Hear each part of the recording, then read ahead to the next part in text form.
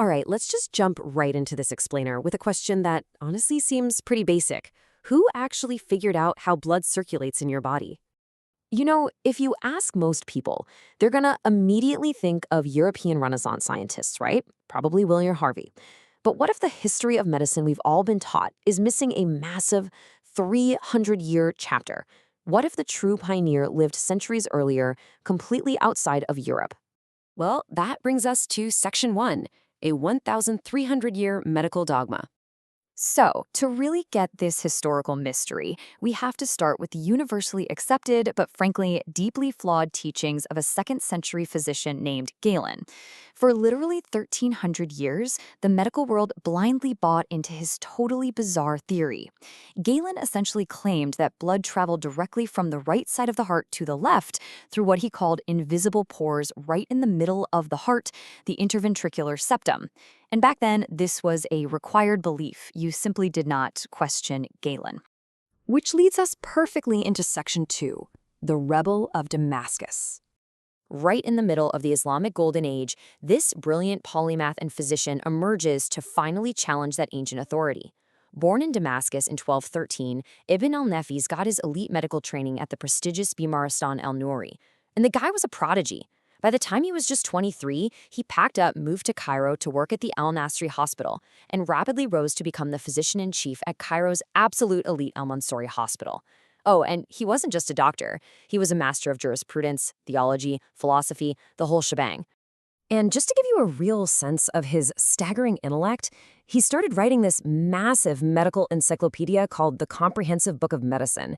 Even though he never actually finished it, scholars estimate it spanned over 110 volumes. I mean, that's not just a book. That is practically an entire library written by one person. He was an absolute powerhouse of knowledge. But actually, it was a totally different text he wrote when he was only 29 years old that ended up dismantling the greatest medical dogma in history. He published his commentary on anatomy in Avicenna's canon, and it was right there, within the pages of this specific manuscript, that he dared to look past 1,300 years of established thought. Let's look at exactly how he did it in Section 3, Mapping Pulmonary Circulation. So the crucial point here is how Ibn al-Nafis used pure, undeniable anatomical observation to prove Galen completely wrong. The contrast is just stark. Galen claimed the heart septum, that wall dividing the ventricles, was full of invisible porous holes. But Ibn al-Nafis actually performed dissections. He rolled up his sleeves, looked for himself, and realized something groundbreaking. The interventricular septum is entirely thick, compact, and solid. There are no holes, zero. And I just love the defiance in his writing here. He explicitly wrote, "The pores of the heart there are closed, and its substance is thick. There is no passage," as was alleged by Galen. He is literally calling out the untouchable Galen by name. He trusted his own eyes and his own anatomical evidence over ancient, universally accepted authority. Honestly, that takes some serious intellectual courage. So because he knew for a fact that the heart wall was completely solid, he brilliantly deduced that the blood had to find another way around to get from the right side to the left. He mapped out the blood must travel out of the right ventricle, through the pulmonary artery, and into the lungs. There, he reasoned, it mixes with air to become what he called spirituous blood before traveling all the way back through the pulmonary vein into the left ventricle. Guys, he accurately mapped the exact pulmonary circulation that is keeping every single one of us alive right now. But it gets even crazier in Section 4, predicting the invisible. You see, Ibn al-Nafis didn't just stop at the gross anatomy. He made another staggering prediction based purely on physiological logic. He wrote, "There exists perceptible passages, or pores, between the two blood vessels." Basically, he argued that deep inside the lungs, there absolutely had to be these microscopic connections passing the blood from the arteries over to the veins. He was talking about the pulmonary capillaries. Ibn al-Nafis deduced their existence almost 400 years before a scientist named Marcello Malpighi actually saw them through a microscope. I mean, just let that sink in for a second. He predicted a microscopic biological structure centuries before the microscope was even invented to prove him right. It's mind-blowing.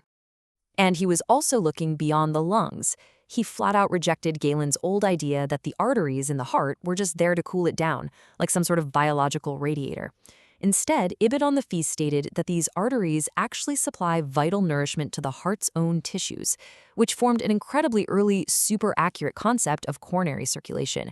He completely rewrote our understanding of how the heart functions. So, where does Europe fit into all this? Let's check out Section 5, the 300-year head start. When we fast forward to the European Renaissance, we can see how this builds into just a massive historical oversight. So we've got Galen in the 2nd century getting it completely wrong. Then, in the 13th century, Ibn al-Nafis totally nails the pulmonary circulation map. But it wasn't until the 16th century that European scholars like Michael Servetus and Realdus Columbus published similar theories. And it took until 1628 for William Harvey to publish his famous work on circulation. So Ibn al-Nafis had a 300 to 400-year head start on the European icons we traditionally credit with this discovery. And just to show you how dangerously disruptive these ideas still were in Europe centuries later, when the scholar Michael Servetus finally wrote about pulmonary circulation in 1553, he actually tucked it away in a theological book. But for his supposedly heretical views, he was tragically burned at the stake in Geneva. In fact, his books were burned right along with him, and only 3 copies survive today. Which brings up a huge question in Section 6, a lost manuscript rediscovered. If Ibn al-Nafis figured all this out back in the 13th century, how on earth did the modern world forget about him for so long? Well, it's a classic, almost cinematic story of a lost legend. After he died in 1288, his anatomical commentary was eventually just lost to Western history. It wasn't until 1924, so we're talking over 6 centuries later, that a young Egyptian physician named Dr. Muhyo el-Din el-Tadawi just happened to stumble across the forgotten manuscript sitting in a Berlin library while researching his doctoral thesis. By the 1930s, the Orientalist Max Meyerhoff translated the text, and it completely shocked the medical world, forcing them to literally rewrite the history books. So, why does all this matter to us today? Well, for one, it corrects a deeply flawed, very Western-centric historical narrative, and it really showcases the immense, often ignored scientific output of the Islamic Golden Age. But more importantly, I think it proves the absolute power of pure observation and logical deduction over established dogma. It's a powerful reminder that medical truth is built on having the sheer courage to question authority, no matter how entrenched it might be. Which leaves us with a pretty fascinating final thought to chew on.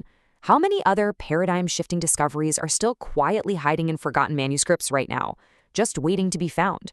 I mean, what other revolutionary truths from ancient polymaths are currently sitting in some dusty archive somewhere, waiting to change the world all over again? Hopefully, this explainer has changed how you view the history of medicine. Thanks for learning with me today.